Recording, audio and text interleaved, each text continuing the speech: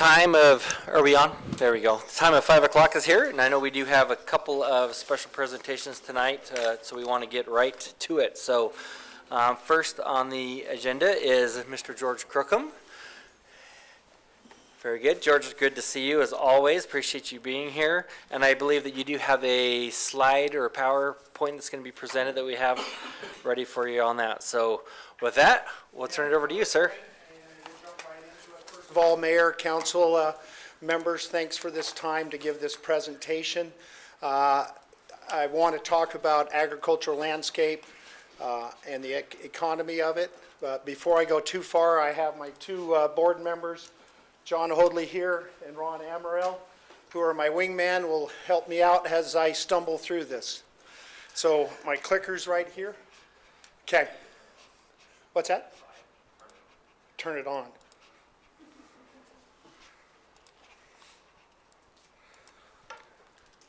There we go. It's working. Slow down here. Treasure Valley seed production. One of the major global seed productions in the world. Other areas are China, Chile, Australia, South Africa, and India. And when I say Treasure Valley, this is mainly Canyon County. That is the biggest component of it. Quick map here. This shows from Idaho all the countries around the world that we sell to. And between John, Ron, and myself, we visited most of these places. Not only that, between the three of us, we have about 120 years in the seed business. And we're going to focus more on the seed business than agriculture because it's what we know. Again, every continent but Antarctica. Uniqueness about Canyon County is you think of ag and you think of big fields spread out like the Midwest, 100-acre fields. But given the topography of our land, we have a lot of small fields. We had to level those because they are all furrow irrigated, gravity irrigated.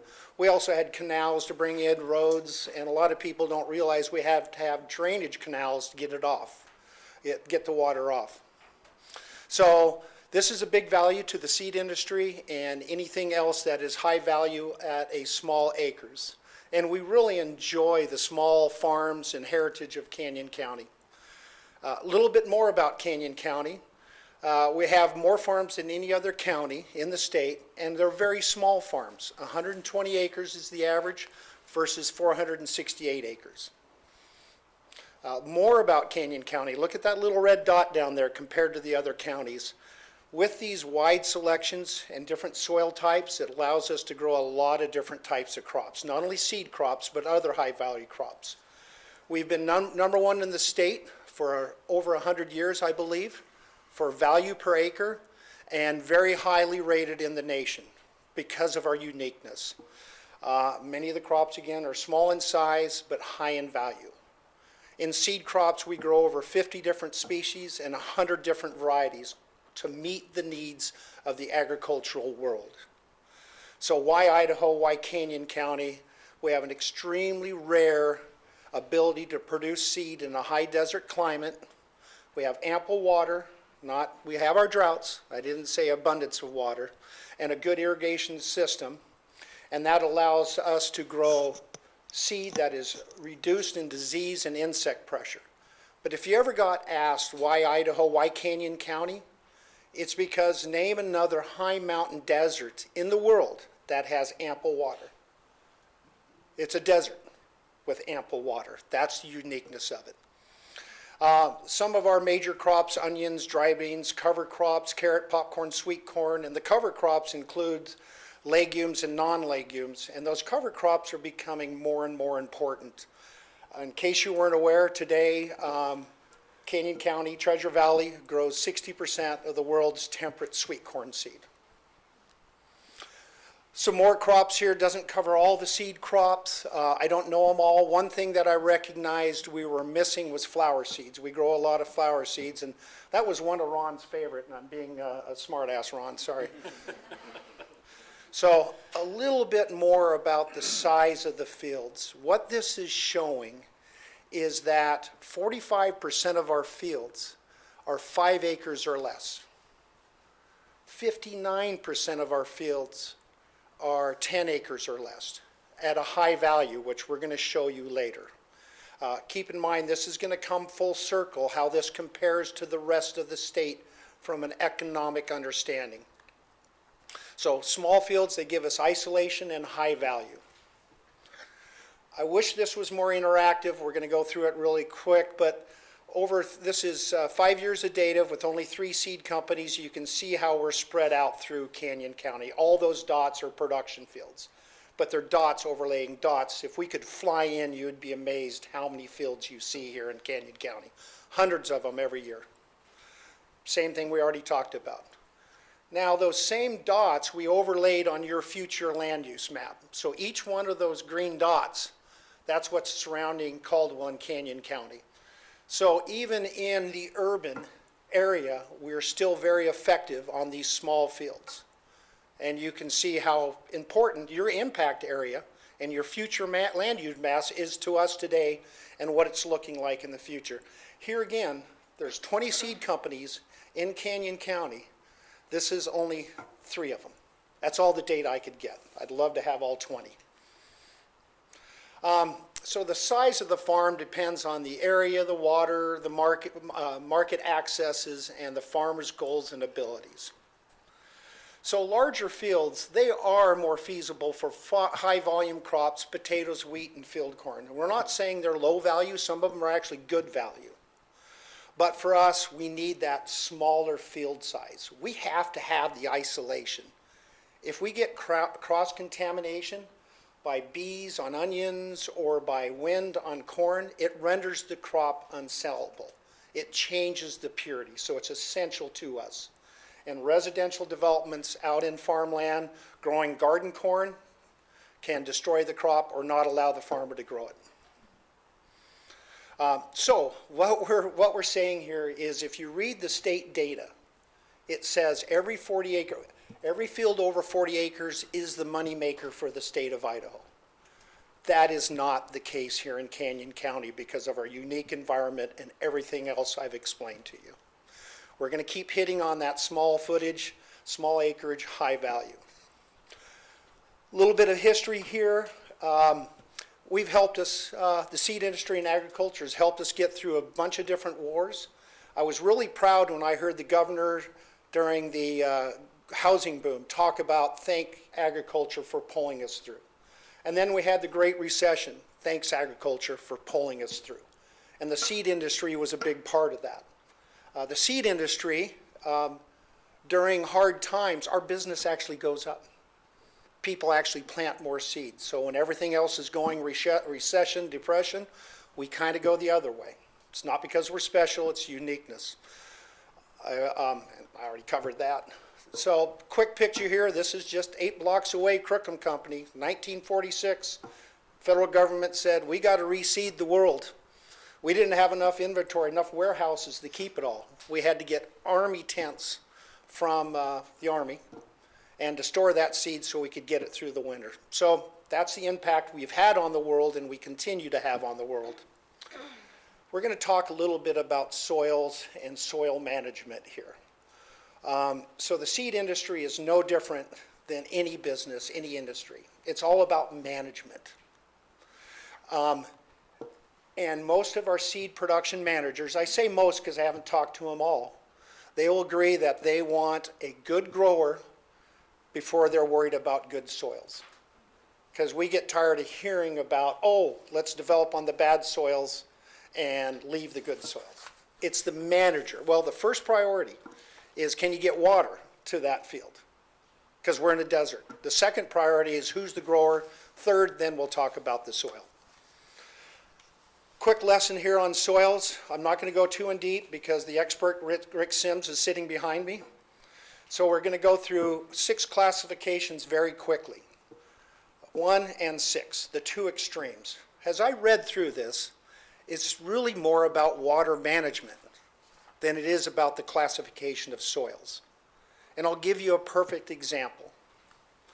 This is outside of Melba, and you can see the classifications of soils, green being 2, 3, 4, 5, 6, or 3, 4, 6. Red being the lowest classification. And if you look at it, you can see the dots there that represent those fields. So from 2017 to 224, the average grower that we had averaged 1,200 pounds per acre. This grower, even though he has subpar soils, and he has a lot of them, averaged 1,600 pounds per acre. This grower actually has rock outcroppings in the middle of his field, but we'll take him over a bad grower. But if you look at all those red and purple spots, if we're going to build on those, we're going to fragment farmland. And we cannot farm between the cracks, no matter what anybody says. We lose our isolation. We have too much conflict between residential and agriculture. So we already covered that. Just some photos here. The other thing we hear is build on the slope ground. We can't work slope ground. We've been farming slope ground for 100 years quite successfully. Got to hand it to the farmers and their irrigation managers. We're expanding different crops, onions, beans, hops. I saw hops on what should have been grape ground the other day. And we've got all kinds of technology to allow us to farm on that. Just a beautiful picture of a great onion seed crop, super high value with an orchard in the background, just showing you it's doable. Now we're getting to the economics. This is what I really wanted to talk about. So if we look here, does this pointer work? When I do it there, it'll do it there? No, it won't? Okay, so over here on the far left, we've got our farm gate, and these are more of the commodities. We got the manufacturing, and then we have the total. Then we have our seed crops here. And can you hear me okay? Okay. Oops. Am I flying all over the place? Okay. Can they see that? I know you, oh, they can. Yeah, we can see that. Yep. So anyway, commodity, seed production, we've got the crop, we got the farm gate, that's what the farmers paid. We have the manufacturing overhead, and then we have the total. Then we go to the seed, the crops, farm gate, overhead, total. You're gonna make me multitask here. So let's just take sugar beets, a great crop, versus sweet corn, mint versus onion, a great crop, and do a comparison. Before we go too deep, sugar beets is extremely important to agriculture here in Canyon County. So what is the difference here in value? Sugar beets versus sweet corn is 62% more per acre. And then mint versus onions is 207% per acre. So here again, small acreage, high value. Quickly here, I want you to take a look at wheat and hay and the total value there, and just see if you can kind of remember that. I'm going to reference it later. Okay, small value, small acres, high value. I'm back. Okay, so a seed is an extremely important part of Canyon County. In fact, so much that 7 large multinational, international companies are here, which is a testament to the value of Canyon County in the seed industry. Now we're going to go a little bit astray here, comparing us to the tech industry. So seed is to agriculture what chips are to high tech. And I'll give you an example. What do the chips do?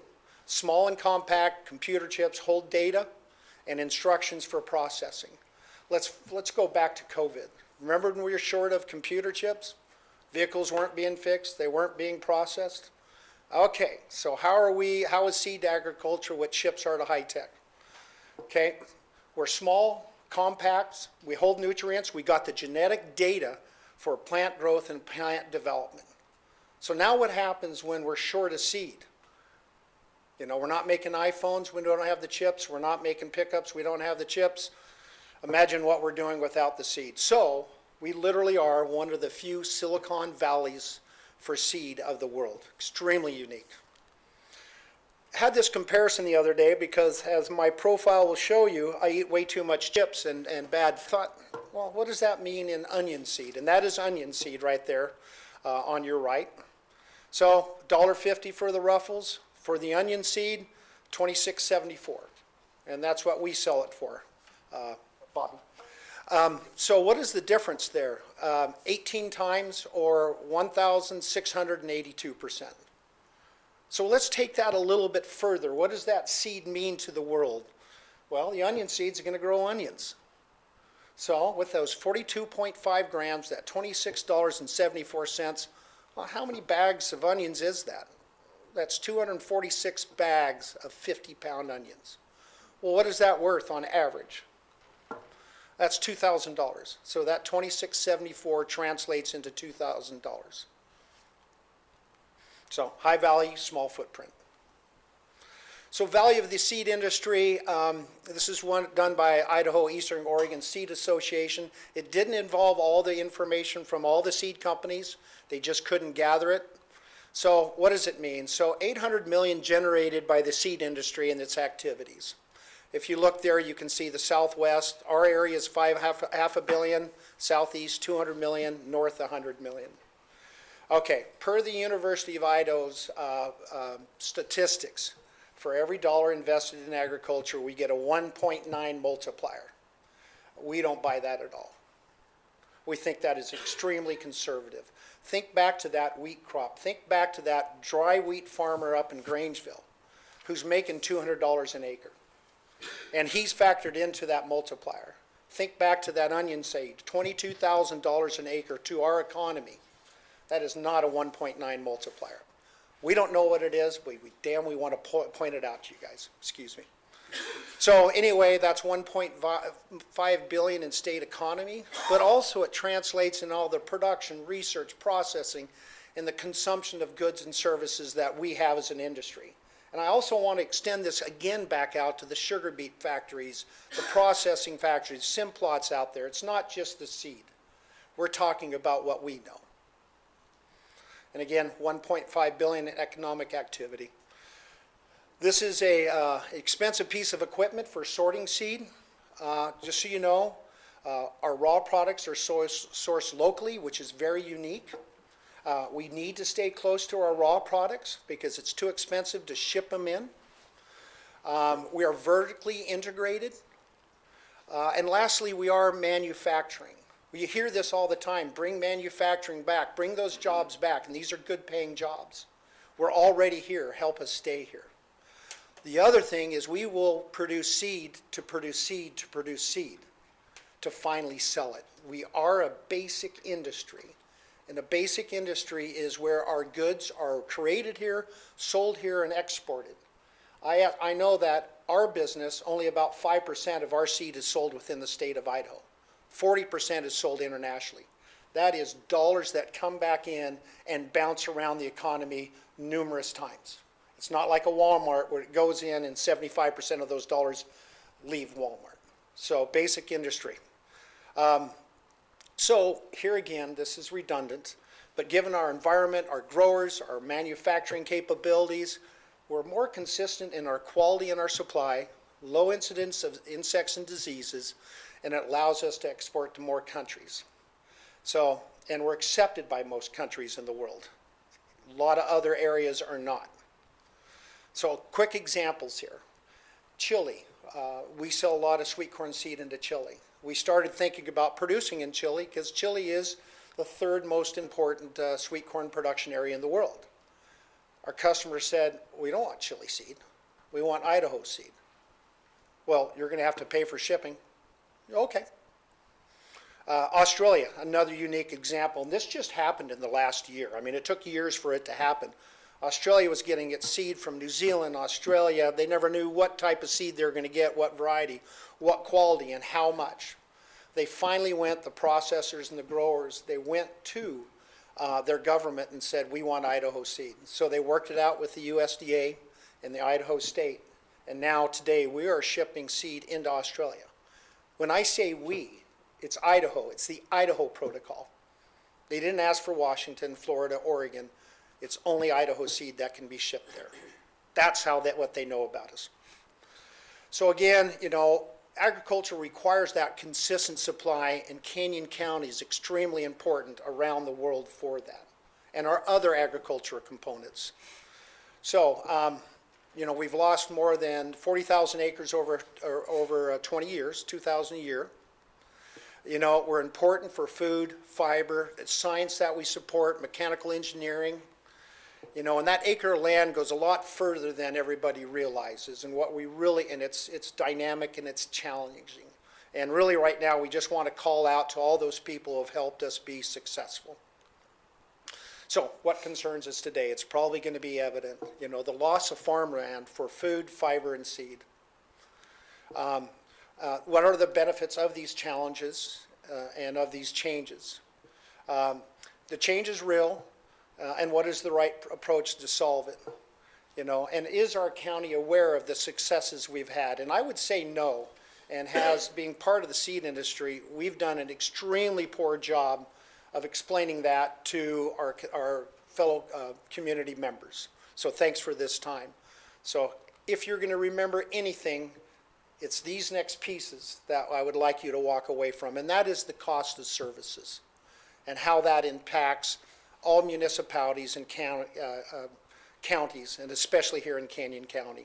So in 2019, BYU did a study that was a replicate of what the University of Idaho did in 1997. So the comparison years are actually, if you look, good thing I turned that off. The comparison years are between 1997, when the study was done, and 2017. And they used basically the same formulas to do those studies. We've got revenue and expense here. We've got residential, commercial, and agriculture. And then we've got these ratios. So let's talk about the ratios. So ratio is basically for every dollar that we collect from residential, commercial, or industrial, or farmland, agriculture, every dollar you collect, how much money do you pay out for those services? So we're going to compare the ratios, starting with agriculture. In 97, we're 0.454. This year we are, 2017, 0.29. So as we've seen, for every dollar agriculture puts in, they're getting less in return. Nothing wrong with that. You know, that's a gain in that 20-year period. Let's look at commercial. 0.79 to 0.44. Now we're up to a 0.34 change. Nothing, we're in the green. Now remember, less than 1 is good. Now let's look what's happened over that 20-year period with residential. 1.08, not bad, almost paying for itself. Now we're at a 1.4. Uh-oh, we're going into the red. So that residential has always been subsidized by agriculture and commercial. And of course, a lot of that commercial relies upon agriculture. So what does that mean in 20 years time?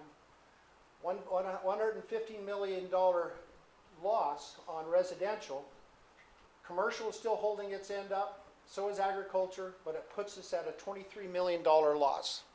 Now I want you to remember this, please remember this 1.4 loss ratio. I'll refer to it later for residential. So if we were to take that a little bit further, what you're seeing here, this is all the data I just presented up here in the top slide.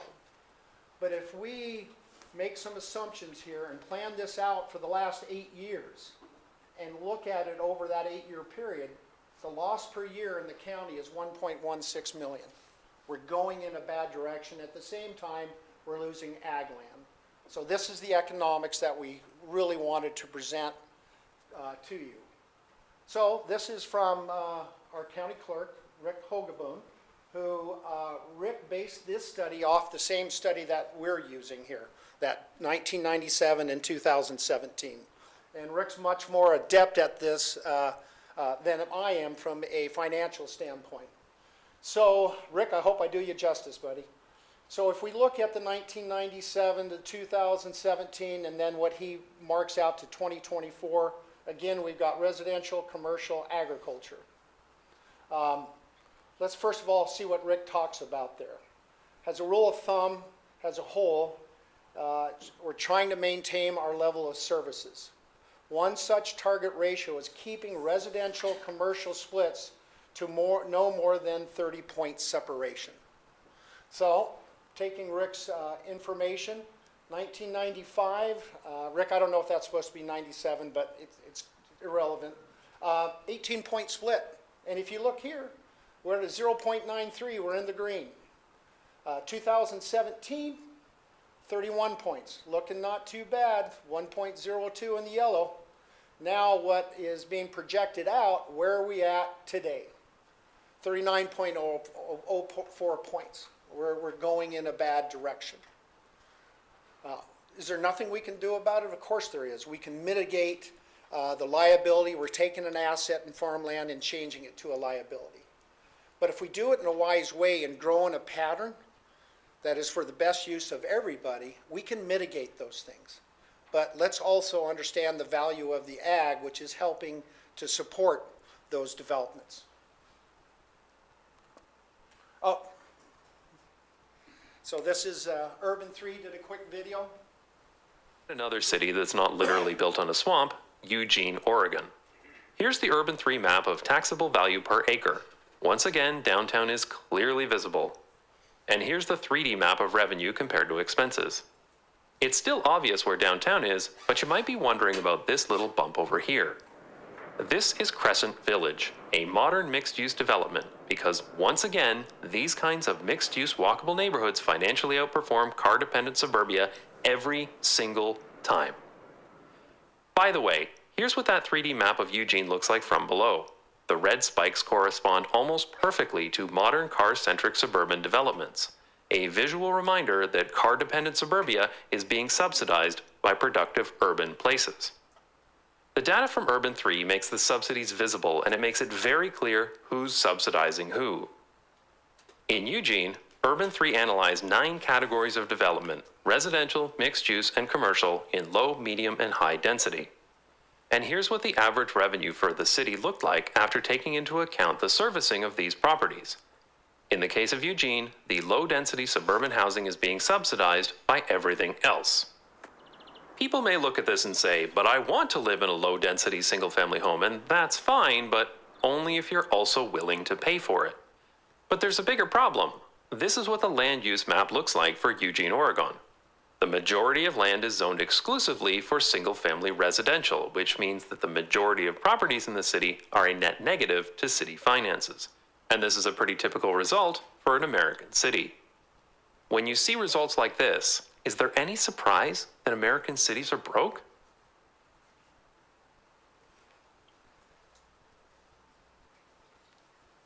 I would like for you to consider maybe having Urban 3 coming in and giving you some insight. And I know our group would help fundraise to match that, just to see how to plan out going in the next 10, 15, 20 years.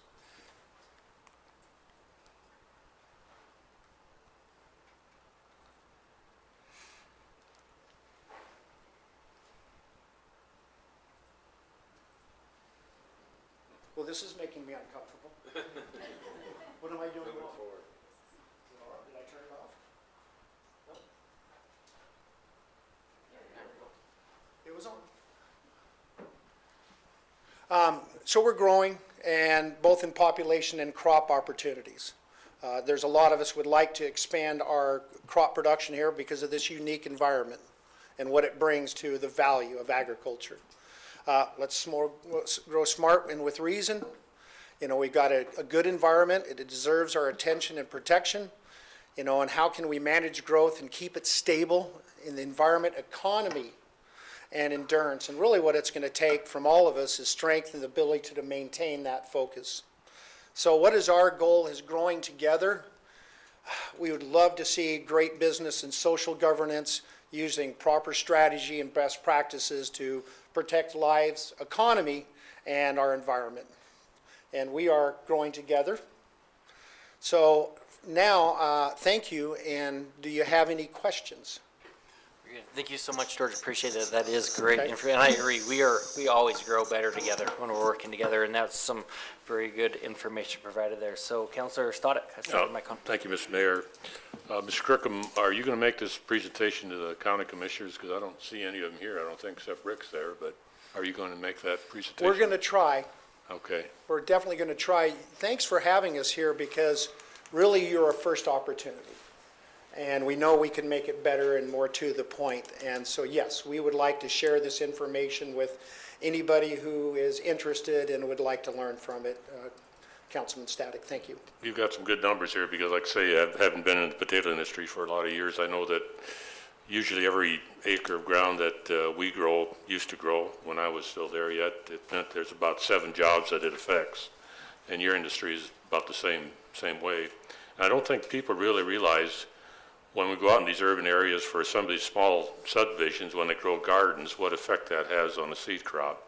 Same with potatoes too, insect damage, blight, you name it. And if they don't take care of the crop, it goes into the seed crop, and then it becomes unsaleable. And I think if a lot of people would realize what kind of effects they do have on this urban sprawl, I think perhaps we can correct it. I think there is a process. I think that when land is turned over to either city or the county, and I want to remind everybody, the city does not solicit annexation. I was listening to a Kevin Miller show this morning for a little while, and there was a gentleman on there by, I think, Cowboy Kevin, or I forget what his name was, but he was blaming the city for all the expansion out in the county, and that's just totally false. But I think we can work through the processes of a large subdivision goes before the county and they want to release the ground to the city. I think there should be a process by the county first. Let's talk to the seed folks first, what kind of impact it has on it. If it doesn't have any impact on it, no problem, then the city can probably annex it. But I think there is a process that we can go through to make sure that we protect our ag industry. And when you look at the numbers relative to what you produce in revenue for the state, and nationally even too, compared to residential subdivisions, I mean, it's hands down, you're a very important part of this whole economics in our area. So thank you, appreciate it. Thank you, Commissioner. Councilor Doty? Thank you. Hey, George, how are you? Good, thank you. You did great, by the way. Oh, thanks. So don't feel too uncomfortable. You did just fine. So it looks like you would, correct me if I'm wrong, support the mixed-use housing where you get walkability with multiple uses within that residential area versus a large single-family house, unless, of course, they're willing to pay for that. I would, Having more Sorry, people go. on top of, no, I kind of paused there, I apologize. Having more people in a smaller area versus everybody getting an acre within the city, it would be better to have mixed-use housing within the city limits. well, Councilman Doty, Mayor Councilman Doty, thank you for that question. Yes, I would favor a mixed use. But really, if we could see, and I'd be more than happy to send that Urban 3 to you, because it does like 10 different cities. And Eugene was one of the better ones. The other ones, you guys were going aggressively into the red. Because and they showed all these examples of how we're tearing down this small little strip mall, which was paying money and hooking up a fast food. And all that pavement that you guys have to maintain and build, and the sewer and the water, if it's okay, I can send that to Debbie, and she can share that. So there should be a combination, and it's interesting. I love the one comment they said in Urban 3. They showed this nice suburban area with all these cul-de-sacs. You know what they called them? Private driveways that the city has to maintain. Think about it. Those cul-de-sacs go down, they service 20 homes. It's a private driveway. And it just costs the city a lot more. So yes, I agree. We cannot have, everybody has 1 acre developments out there. It's just going to put you guys into the red, without a doubt. Yeah, and just some of that training we've attended, that I've been to, I have seen those exact maps, that exact presentation. Oh. And a lot of times we get pushback from mixed use, but they definitely promoted the mixed use as well, so. That's it. Thank you for your presentation today. Thank you. Yeah, no, and that was great, and it reminded me of, so Steve Jenkins and I were able to go to a Smart Cities conference recently in Texas, and I wonder if that group was there, because that map you showed was almost identical to what they had, just a different area, and they showed exactly what you just talked about with like a strip mall that was producing all of this income that you could say for the city, and then it went out, and then one building came in with a big parking lot, and it just went the other way. So it's almost the exact example you gave that they had showed on that. So, Kelsey, all good. Yeah, George, I know you're part of an organization that works to preserve farm ground and things like that. Could you give it, am I correct in that? Yes, I would just 2 of them, but now majorly 1. Go ahead. I was just wondering if you could elaborate on your efforts, what you guys do with that. Well, this is one of our biggest first efforts, Councilman Allgood, and thank you, Mayor. We were a part of a Coalition for Agriculture's Future. That has now been rolled into Idaho Eastern Oregon Seed Association. That is more of a statewide entity. What we are trying to do together today with Growing Together, our mission statement is to make good economic decisions. I mean, we review a lot of land uses going on, a lot of rezones, and if it makes sense to us, we say we agree with that. That should be developed. If it doesn't, then what we try to do is help our citizens understand the value and the cost associated with building in areas that shouldn't be developed yet, because the economics are just not good. Councilman Allgood, did I answer your question? You did, you Okay, did. okay. And, I mean, education is so important, and what you did here is so wonderful. One of the struggles that us as council members have is, by the time a project comes here for a yes or no, the farm ground has already been sold, some developers already platted it, you know what I mean? And so we need to figure out a way to put some stopgaps ahead of time, because it's out of farming by the time it comes here, if that makes sense. Councilman Allgood, yes, it makes sense, but my apologies, I'm going to push back. Yeah, do, please. If we have this mentality, just because a developer comes in and buys farmland means that he gets to develop it, we're lost. But how property rights work is when you buy that property or you inherit it, that is your zone, that is your rights. Nobody can take that away. If it's residential, it's residential. Now, you also have the right to come before the governing body, the city council, and request a rezone. But you don't automatically get a right to get it rezoned. You guys, fortunately, have to look at the impact on all the citizens, not just the one who wants to rezone it. Because as we know, they're out of state, they make a ton of money, and they're leaving us to hold the bucket. And it's hurting our schools. So I make investments in the stock market, I don't always win. Just because they brought that property doesn't mean they have an automatic right. And so you guys have the ability to direct that.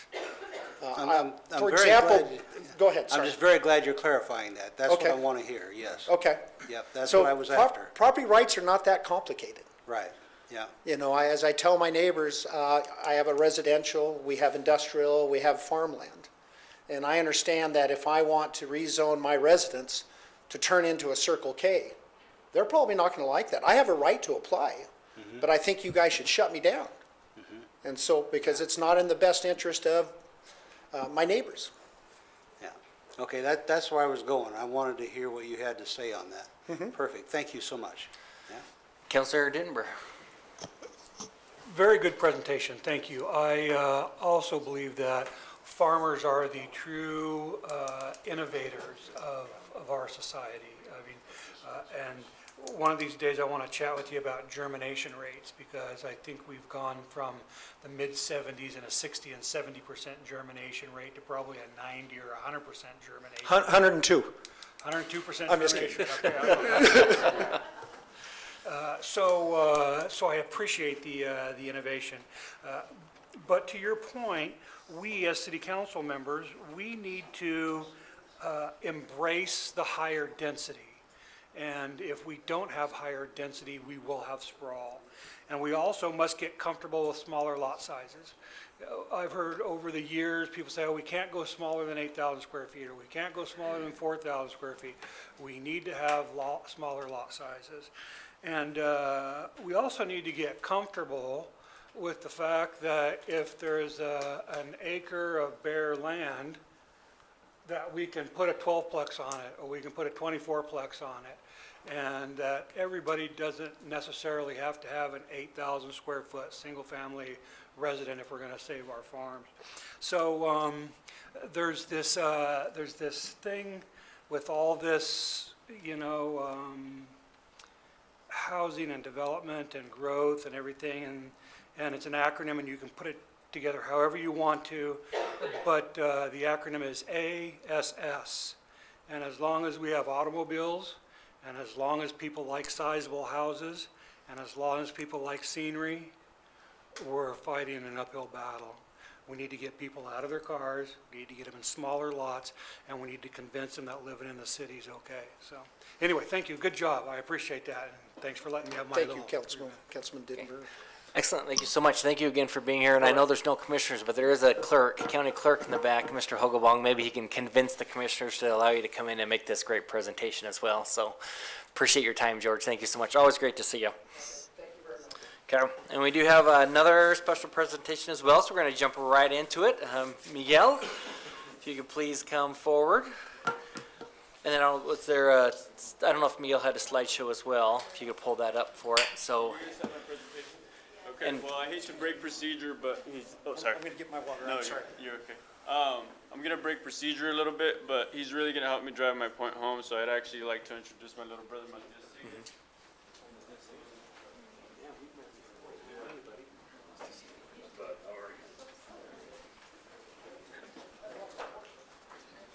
nice to meet you, sir.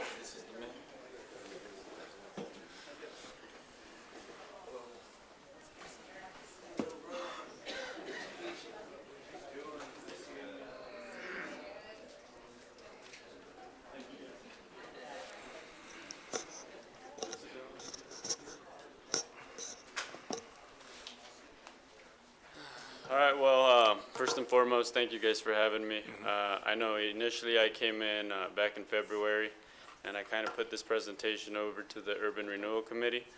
And so I'll just dive right into it, just because I know we're kind of crunched for time.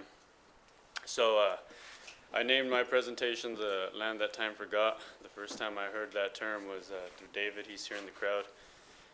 And so how all of this kind of began for me was through this meme right here. And I don't know if you guys have stumbled upon it on social media or whatnot, but basically it's Simba and his dad, and you know, he's telling him, look, Simba, when I'm gone, all this land's gonna be yours. And Simba asks him, like, what's that dark spot? And he tells him, it's Caldwell, don't go there. And I remember the first time I saw this was back when I was in high school, and it infuriated me at the time because I've always taken immense pride in living in Caldwell and being a resident of Caldwell. But I didn't know what to do with it. Well, this past year I stumbled upon it again, and this time I was like, you know what? I always see Jerem on the Instagram page breaking ground or doing something great for the city, and I thought, you know, I might as well reach out and, you know, see if we could have a sit down and have a conversation to see what we could do to actually do something about it.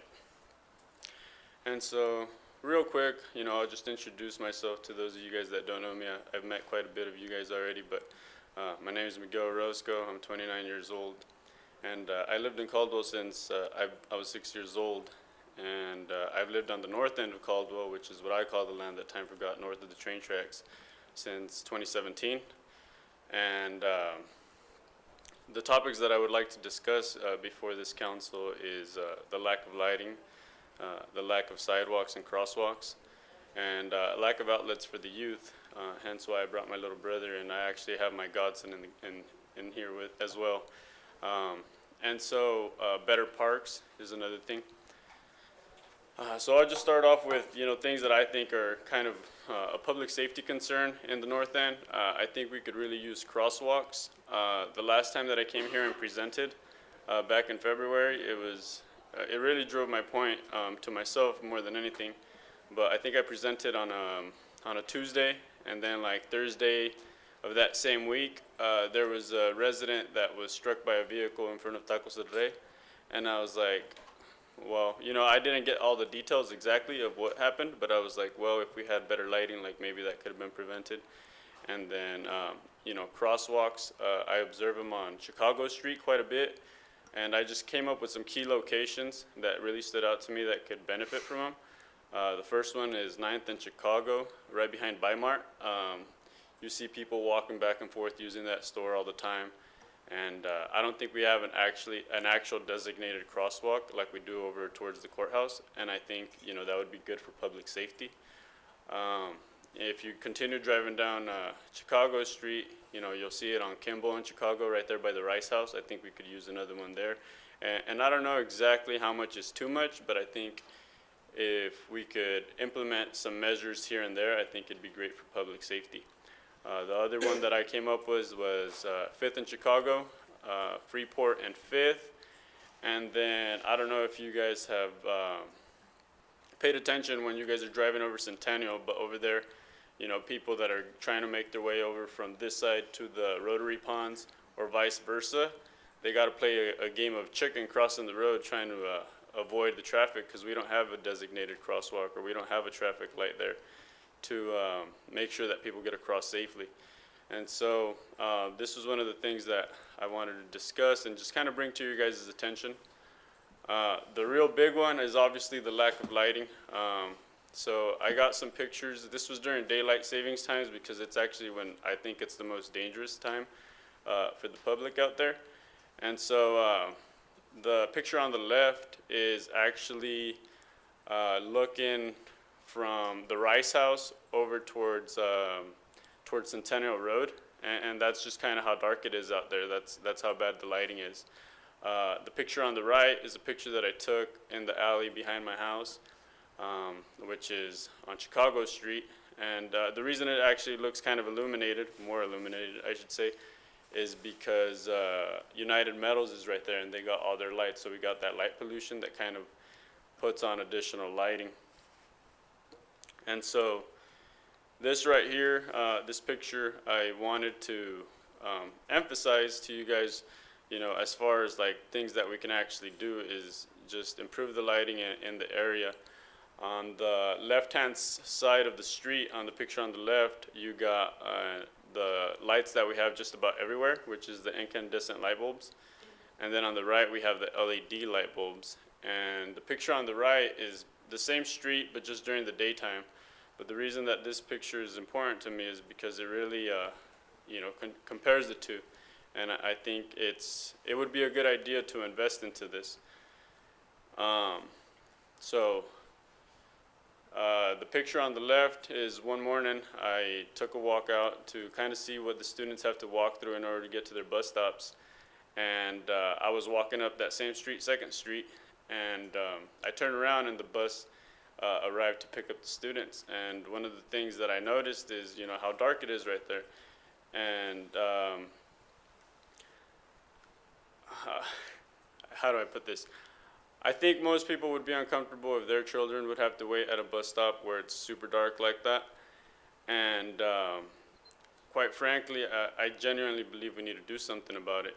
The picture on the right is the exact same photo or same location. Difference is it's in the daytime.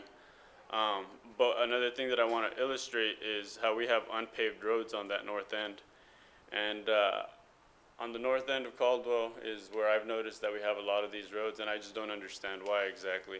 And I think we should do something about it because Matias, when he gets off the bus in the evening, he gets dropped off at the stop sign on the far end that you could see, and he has to walk up this unpaved road and then, you know, take a right over towards our house. But, you know, as a tax-paying resident, I think we need to do a better job of paving these roads. I don't have more pictures of them, but I know that there's a lot more roads. And so the reason that I'm really trying to bring forth this message of, you know, just investing into that north end is because this creates negative conditioning for children. Like my little brother, and this is the thing, like he's directly related to me, obviously, right? But he's not the only one up there. You know, I know there's other children just like him that have to be under these same conditions. And so, you know, the lack of lighting, you know, statistically where there's less lighting, you know, the delinquency rate goes up. And as a result of that delinquency, tax-paying homeowners pay the price. And so I'll come back to that slide. So this is exactly what ends up happening, you know, and this is very common out on that end. And when I had came in to present the first time to the Urban Renewal Committee, I'm going to go ahead and take this time, but I'm going to give Councilman Doty his flowers because that same day he reached out to me and he told me, hey, like I want you to tell me where all this stuff was. Like I'm going to go ahead and try to see if we could allocate some funds within the current budget, you know, and like that means a lot. It really does, Brad, so I'm really grateful for that. And so that conversation went along the lines of like, hey, send me the location of that bus stop, because, we need to do something about it. And then, when I came to the Urban Renewal Committee, I asked for a punch list of things that I could do on my behalf, because I don't want to just come up here and complain, right? I want to be a part of the solution. And you guys actually gave me a punch list. I know Jim, we met up and we ended up having coffee, and he had an actual punch list of things that I could do to be a part of the solution and not just come up here and complain. Because that's not the goal. The goal is actually to bring, positive change. And so after that, Brad ended up telling me, he's like, hey, could you find like 10 locations, 10 key locations that, you live in the area, so you know better. And so me and my little sister Lisbeth, she's here in the crowd as well, we went. I was like, hey, Lisbeth, you want to walk around or the north end and, see where we could find darker areas that we could actually, send them over to Brad. And she said, yeah, let's go. And as we were walking around, I asked her, I was like, would you feel comfortable walking around here by yourself? And she said, absolutely not. And so ultimately what I'm just trying to do is bring, more lighting to the area and make it safer. I want to make it safer for the community, not just, for my family, but for everybody's families that are affected by it. So going back to the outcome, when I did bring this to the presentation, you guys did something about it right away. Like, I think it's Brian who ended up reaching out to me like 2 or 3 days later, and the graffiti was already covered up, and like that speaks volumes to me as someone that lives in the area. And I know, speaking to homeowners when I was passing out flyers for the Caldwell Cleanup Day, like it means a lot to them. And the thing is, a lot of people don't feel comfortable coming up and speaking to you guys about things that they see as issues in their community. And so my thought process is, just trying to have a cure-based, solutions and not so much treatment. Like the graffiti, yes, it was taken care of, and like I said, we're really thankful for that. But the dilemma is, from my understanding, it gets expensive, right? Especially when it's a reoccurring event, when every time they cover it up, well, now there's another one, and we got to report that, and we got to go get it covered. Like, over time, what ends up happening is that starts cutting into the budget. And so as far as solutions, positive outlets was kind of my thought process. And one of the big things for positive outlets for me, especially at a young age, starting them young and just keeping them busy and, on good paths, is parks. And this park right here, to me, is what, a model park should look like. I stumbled upon this park when I was working in Boise, and I went to check it out because it really stood out to me. And I walked around and I took some pictures, and like this playground right here, one of the things that really stood out to me was like, okay, well, anywhere from 5 to 7-year-old could play on that. And then next to that, they had this one for, toddlers, anywhere from 3 to 5. And then, they had something like this to keep, the older kids entertained, because they're not going to want to play on the little ones. And this one would require a lot more dexterity, so anywhere from, 7 to 12-year-olds, they could still keep playing on it. And from my understanding, over at the Lions Park, we're going to be installing workout equipment. And what I really liked about the location of this workout equipment is that it was right next to those other playgrounds. And so, if parents are going to do exercise, or whoever's taking care of their children, they could keep a close eye on them just in case something happens. They're right next to them. And, adding on to the model park, just because of how it all just came together, it had a path or a paved sidewalk all the way around the park. And one of the things that really stood out to me is early in the morning, when there wasn't any children playing out in the park, I saw 30, 40, 50-year-olds out there taking their dogs for a walk and, staying busy. But on top of that, around the path, they had cleanup stations so that folks could clean up after their dogs. And the reason that stood out to me is because, it's nice to be able to keep it nice. Nobody wants to go and, step on dog poop or nothing like that. So I thought that was super convenient. But above all else, the reason it really stood out to me was because of its location. You know, I took this picture, and you know, that's not no 3,000, 4,000 square foot home. It's not brand new. It's, you know, old part of Boise, and I just thought to myself, well, why can't we do this in Caldwell? You know, and ultimately, you know, this is who I'm advocating for is for the children. This right here, he's my nephew. I tried to bring him here so that, you know, I could really drive the point home, but unfortunately, his dad wasn't able to bring him. Obviously, there's my little brother, Matias, and then there's my godson. He's over there with his dad, and is he sleeping? You know, I try to bring this nephew of mine as well. You know, these are children that I hold dear to my heart, and ultimately I'm trying to speak for them because they don't have a voice for themselves at the moment. And I'm trying to create a better Caldwell for them. This is my niece. She didn't come, but obviously Matias is a really big motivating factor, just because when I would take him over to the park at the Lions Park, like, there's only a limited amount of things that he could do. And quite frankly, I think that we can build a better community for them. And that's who I'm advocating for, is for them.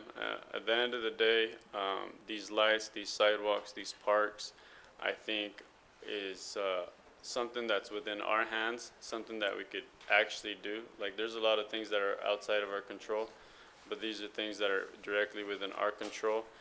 And I want to build a better community for them. And you guys heard the analogy of the carrot or the, you know, the stick. And you know, ultimately, I just don't want to have to use a bigger stick on them. And a little bit of context here is me and Matias and Guardian, we went for a walk, and I was like, Matias, let me take a picture of you. And you know, I ended up zooming in, and when I zoomed in, I saw, you know, that SWAT vehicle, and I'm like, well, that's the biggest stick we got, you know, and let's just make sure we keep them on good paths so that we never have to use it ultimately.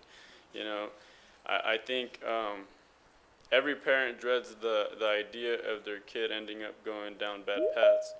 And so if we could just keep them busy and keep them going in the right direction and provide positive outlets, I think that's a good way to go ahead and do that. And so it was really hard initially for me to come up here and talk to you guys. Not only is it frightening, you know, but at the same time, I think we're afraid of not being heard. And I set all that to the side, you know, and one of the things that I remember this quote from when I was in school, and it was, you know, be the change in the world you wish to see in the future, and that's by Gandhi. And one of the questions that I would pose myself is, does anybody care about the North End? Because I've lived here, you know, almost all my life, and as far as I remember, like, it hasn't really changed much.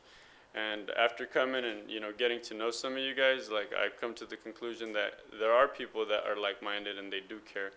And so, you know, the follow-up question to that was like, well, how could I help you guys? Like, what kind of support do I need to rally from the community? Because, like, I'll go door to door if I have to, and if that's what it takes, like, that's not a problem.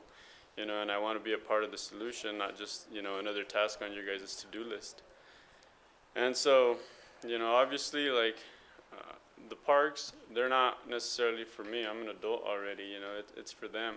I'm trying to create a better, like, more fruitful environment for them, and that's the goal here.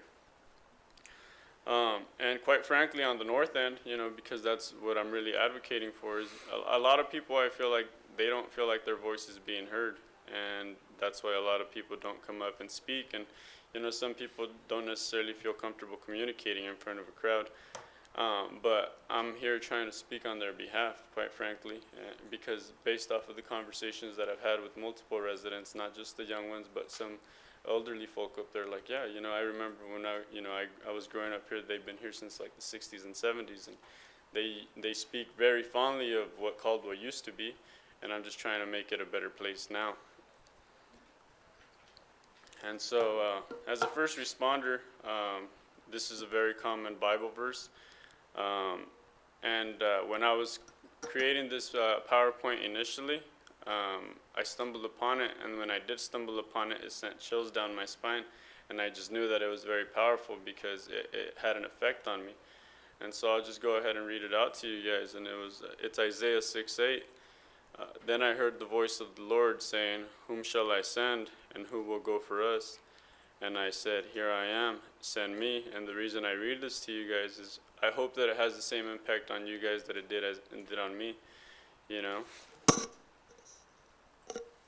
And so, you know, kind of a question that you guys don't necessarily have to answer to me, you know, like it's more about, you know, answering it to yourself. And it's like, you know, why did you guys decide to run for city council? Well, you know, everybody does what they do for their own reasons, right? You know, some of you guys might do it for personal gain, some for accomplishment. You know, I genuinely like to believe that you guys want to make a better, or want to make a positive impact on your community, you know, and that part of your nature is why you did it. And so my question to that is, are you guys doing what you originally set out to do in that regard? And so my conclusion, you know, I'll just go ahead and read it out, is my mother always told me a lazy person works twice. Whatever impact this presentation may or may not have, if we're going to do something, let's make sure we do it right the first time.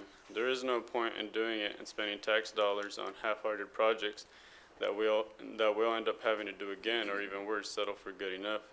Let us plan and execute with precision and clear intention. And so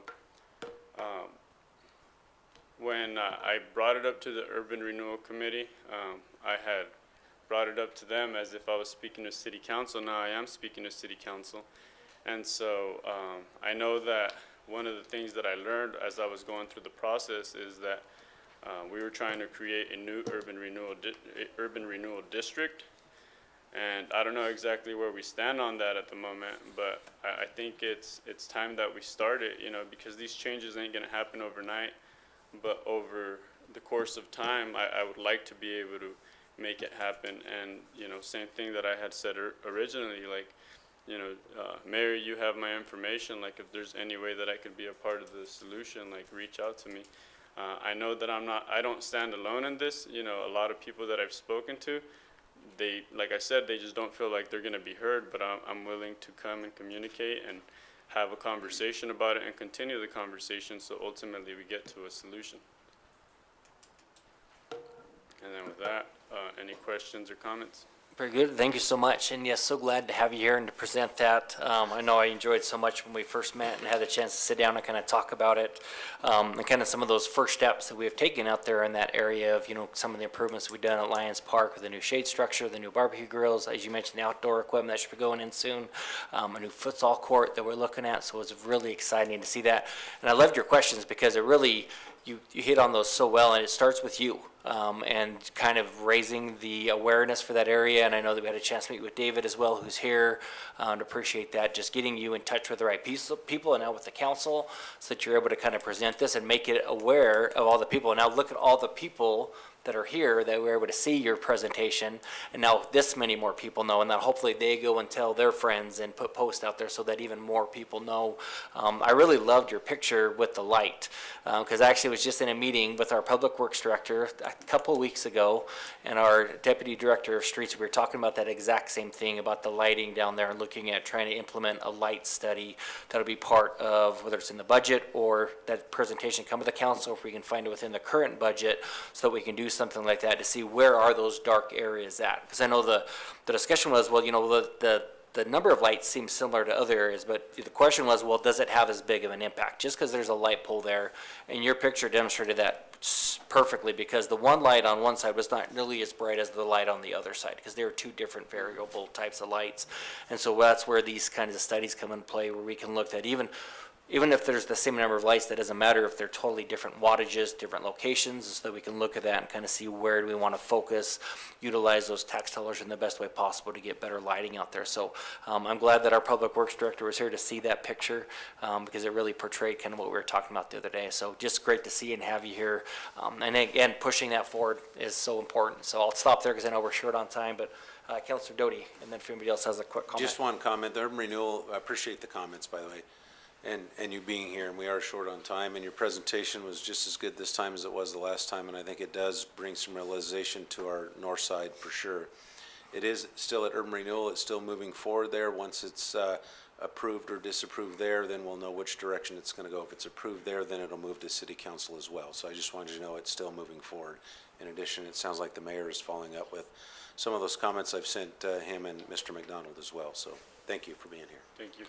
Very good. Okay, I don't see any other lights, so just thank you again, and thank you to your little brother and your sister. I know it's great seeing you both at the trio event the other day. Super excited for her graduating soon, so congratulations on that. But again, thank you so much for being here, and I'm sure it won't be the last time we hear from you. So, and then congratulations on, he's a new father, in case people didn't know, so that's awesome. Congratulations. Thank you guys for having me.